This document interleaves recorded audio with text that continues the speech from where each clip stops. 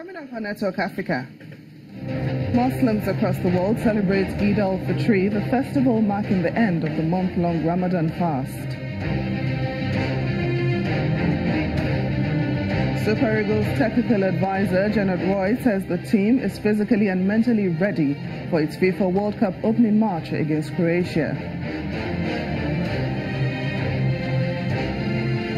And forces under Libyan commander Khalifa Haftar battle to take over the final eastern holdout.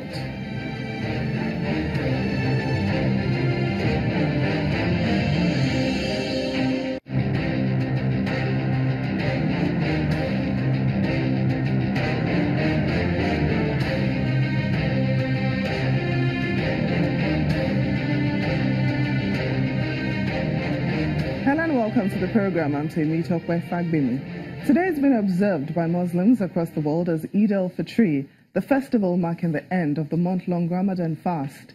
Here in Nigeria, the Muslim faithful thronged praying grounds across the country to offer thanks to God for the successful completion of the fast. In Abuja, the federal capital, Nigeria's President Muhammadu Buhari joined other believers for the Eid al-Fitr prayers at the Gowon Barracks. In his Salah message to mark the end of the Ramadan fast, President Buhari urged Muslims to put the virtues of Islam into practice beyond the fasting season. Afterwards, the president received a representation of Muslim faithful and Christian community in Abuja, led by the FCT minister, who paid him the traditional Salah homage at his residence. He appealed to all Nigerians to work together, irrespective of religious beliefs, for the unity of the nation. President Buhari also enjoined religious leaders to always pray for peace and unity in the country and avoid making inflammatory utterances that endanger peace or promote conflict. I think we value so much in this country that we will continue to pray, that we keep on together, and let us develop the necessary confidence to work together as a people. This country is great. Let us work together so that we can save a lot more and exploit more of the resources that we abandoned so many years ago. I'm very grateful for the ministers of the church and the leadership that came to say good, happy Eid al-Fitr to those of us who have been fasting. A lot of people advise me whether on health ground I can default.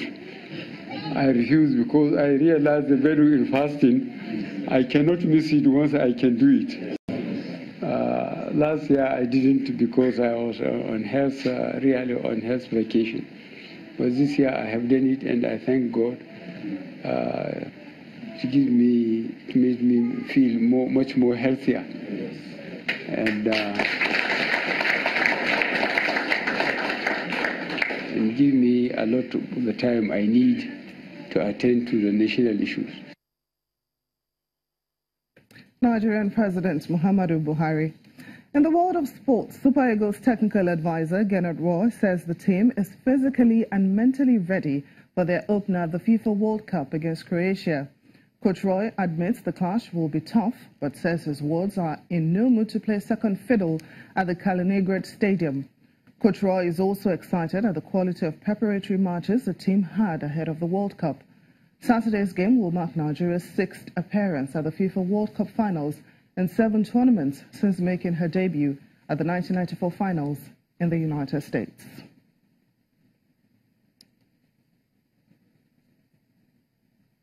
Well, joining us now to further discuss this is our Channel TV sports correspondent, Yemi Adebayo.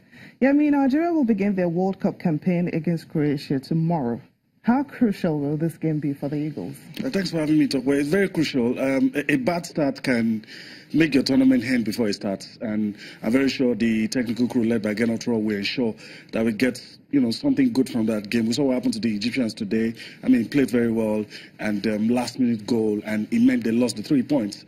And if you look at the stats, this is going to be our 6th appearance at the World Cup. The last 3 appearances that we've had, we didn't have a good start. In 2002, we lost our first game. 2010, lost our first game as well. And in 2014, the last edition that we were in, it was a draw. So you look at all of that, and you want to think that Gernot Rohr knows the importance of this game, and it's part of the fact that the last set of friendlies wasn't really encouraging. It's good to have that happen to you, so that when you go into the tournament proper, you can look at yourself, fix the holes, and play a good game. But if you've played friendlies, and I mean everybody believes that you're good, and you have that air of invisibility, and you get into the tournament, you get a big shock. I think that will not happen to Nigeria. I think we'll get it right. A very good start. Whatever happens, ensure you do not lose. A draw is bad enough, but at least if you can't get a win, don't lose. Now, talking about the friendlies, do you think the performance of the Eagles during their friendly will reflect on the game against Croatia? I don't think so. I don't think so. Aside being patriotic, being objective, I don't think so. I think they know what's at stake.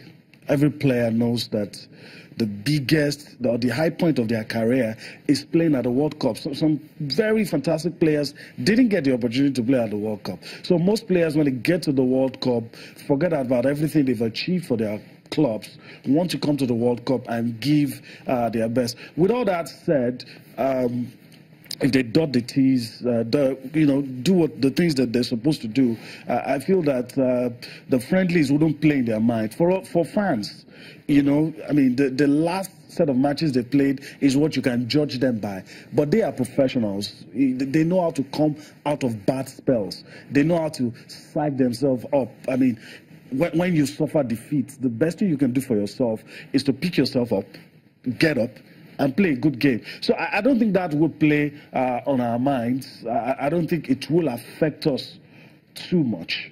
But I just hope that mistakes can be minimal tomorrow when we play against the Croatians, and hopefully, historically, we do well against the Europeans. We do well. On few occasions, we lost against European teams at the group stage. But if you look at 94, 98, all the Europeans in our group, they suffered. So I hope that's going to be the case tomorrow. Well, I hope so as well.